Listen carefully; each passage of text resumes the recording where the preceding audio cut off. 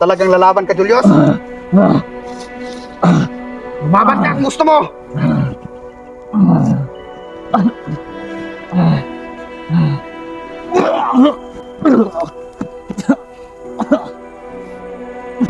Ito ba pinagmamalaki niyong Julius?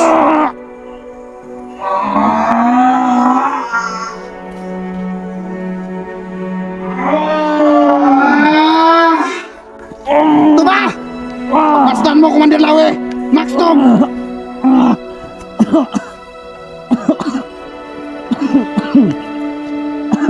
Alam kong alam mo dahil nandito kami sa bahay mo ngayon.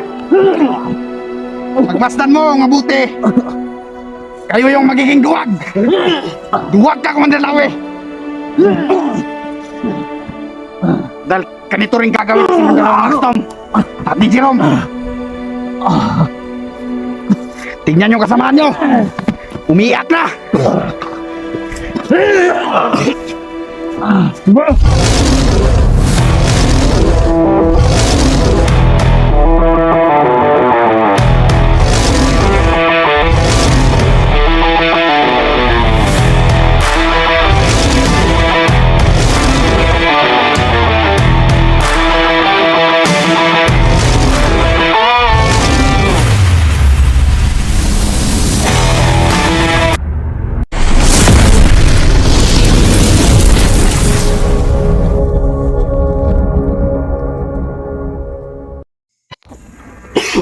Mandalawe, nako diri sa mong balay karon.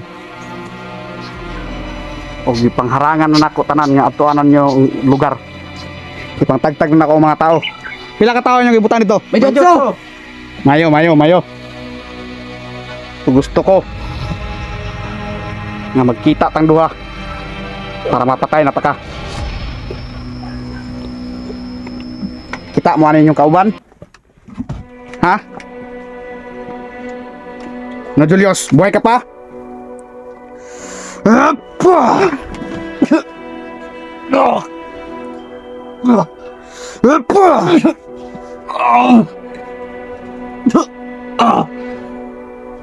Yan yung mga bagay sa inyo.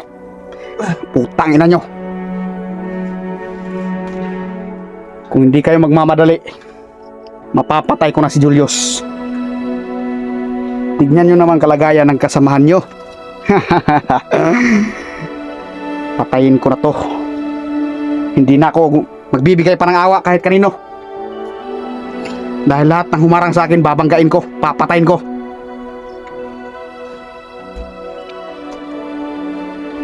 Kaya paghahandaan kita, Commander Lawe.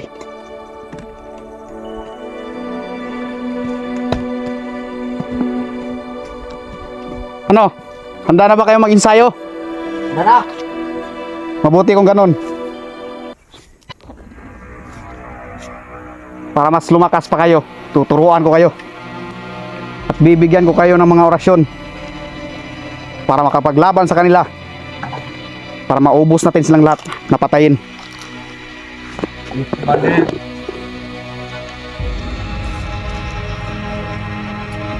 Alam kong hindi pa kagaano kalakasan yung mga lakas nyo. Pero gusto ko naturuan kayo. Gusto ko makita nyo kung paano ako tumuro ng mga tao ko. Baka magtaka kayo kung bakit hindi nila madaling mapatay mga tauhan ko. Sige, matay ka sa akin!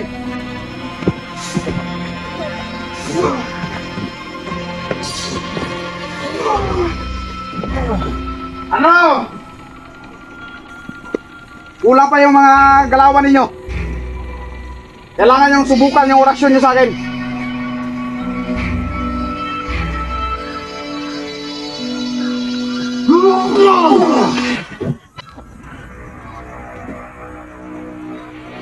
Masyadong mahina. Ganito ang gusto kong gawin kay Commander Lawe.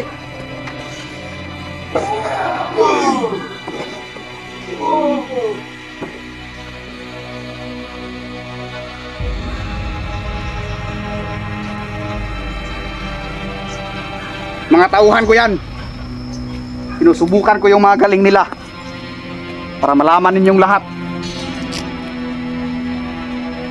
Yan silang lahat. Yung dalawang yan, napatumba ko sa aking orasyon. Kaya ikaw, Commander Lawi, di magtatagal, papatayin din kita. Bubuhayin ko mga tauhan ko. Dahil sinusubukan ko lang ang mga lakas nila.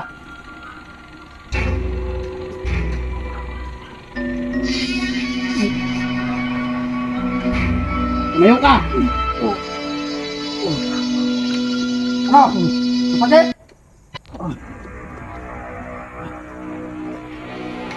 Papawalang bisa ko yung rasyon na nilagay sa katawan nyo.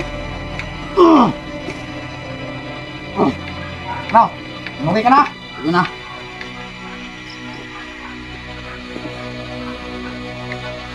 Tumayo ka!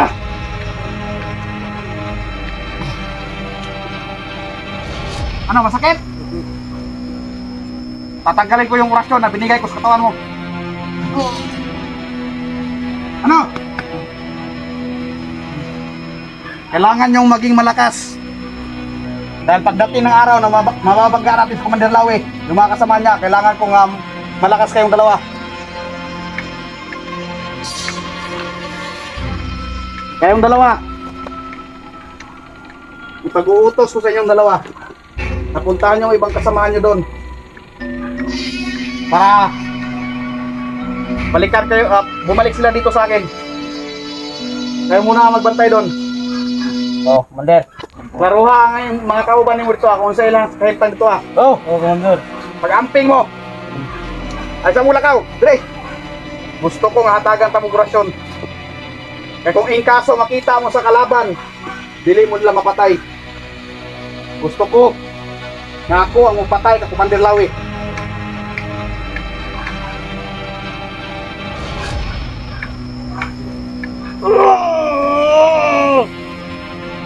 Yan yung gusto ko.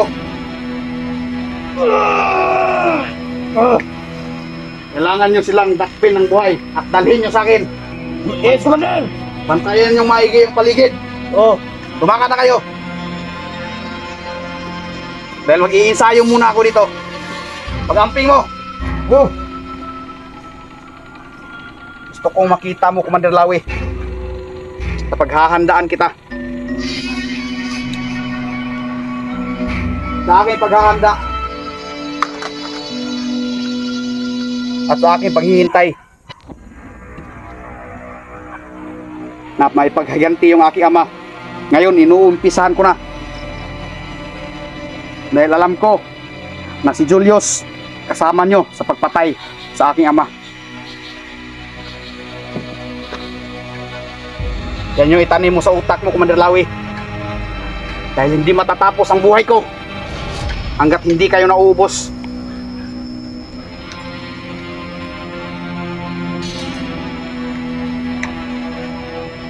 Kasi sayang lang yung tinuro ng tatay ko sa akin na maging dalubhasa sa mga kapangyarihan. Hindi ko gagamitin.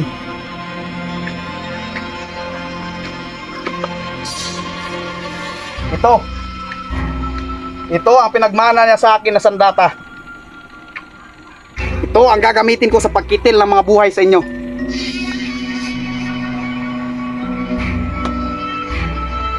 Kaya gusto ko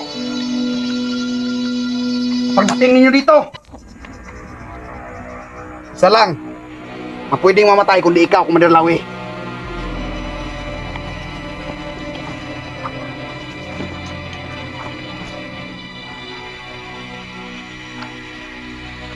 Masasaksihan yung lahat dahil sa pagpatay ko kay Commander Lawi. Ipapakita ko sa mga viewers, sa lahat ng humahanga kay Commander Lawi, alam ninyong lahat na hindi nyo pa nakikita paano ako pumatay ng tao. Pero ngayon mismo, masasaksihan ninyong lahat sa mga viewers, hindi nyo na ako mauutok at hindi na ako magbabago dahil isa lang ang layunin ko, ang makapaghiganti at patayin si Commander Lawi at ang mga kasama niya. Kaya inuumpisan ko kay Julius. Kaya Sa pamilya ni Julius, wala na akong pakialam. Dahil kahit kayo man, makikita ko, papatahin ko rin kayo. Dahil alam ninyong lahat, isa lang ang dahilan kung bakit ako nagkakaganito. Dahil kay Commander Lawi. Kaya, sa aking paglantad, gusto ko na makita ninyo ang aking paghihimagsik.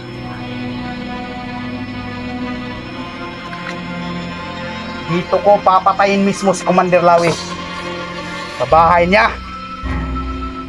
Natatandaan nyo yung sinabi ko unang beses kong pinadalahan ng video si Commander Lawi na nilinis ko ang bahay niya para dito ko ililibing siya. Kung nasan ka man kayon, Commander Lawi, gusto kong dumating ka dito mismo sa bahay mo. Kung hindi ka duwag, at mga putang ina mga viewers, puro lang kayo duwag. Ngayon, sino yung tinatawag niyong duwag? Ha? Alam nyo bang yan yung pinakaayaw ko sa lahat? Yan yung pinakaayaw ko sa lahat. Yung gagawin akong parang uto-uto.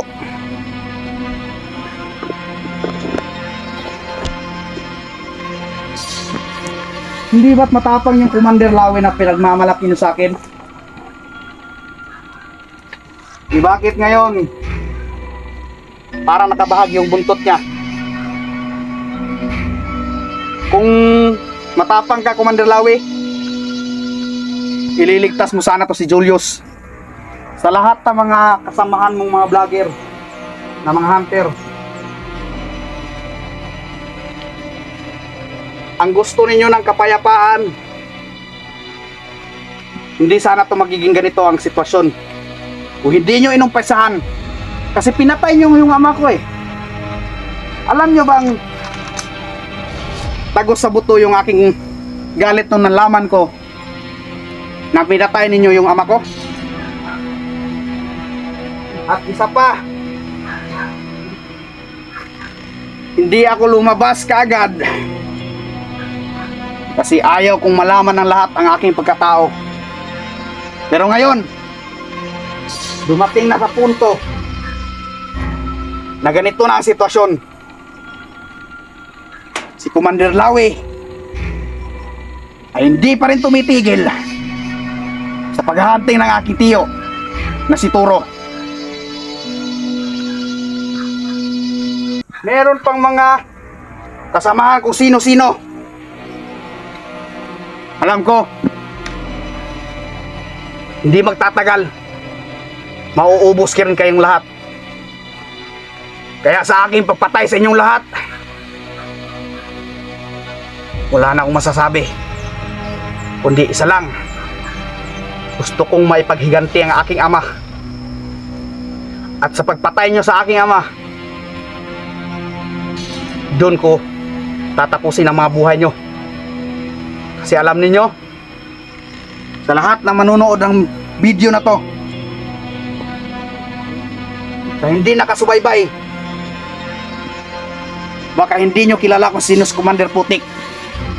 Yung ama ko, sobrang bait ng ama ko. Pero nang dahil kay Commander Lawi, sa pagpatay niya sa tiyo ko, naging masama ang aking ama. Dahil ang gusto lang ng aking ama na maklaro ang lahat. Pero ano, ginawa nilang masama. Kaya ngayon, matatapos ang buhay ni Commander Lawi. Kahit ako, hindi ako magdadalawang isip at hindi ako susuko. Kaya si Julius ang uumpisan ko. Kikitilin ko siya ng buhay. Kaya ngayon, abangan nyo kung paano ko papatayin ang mga vlogger, si Julius, si Max Tom, si Jerome, si Commander Lawe, at sa pamamagitan ng aking samurai, dito ko sila papatayin. Kaya magdasal-dasal na kayo, mga viewers, mga hunter.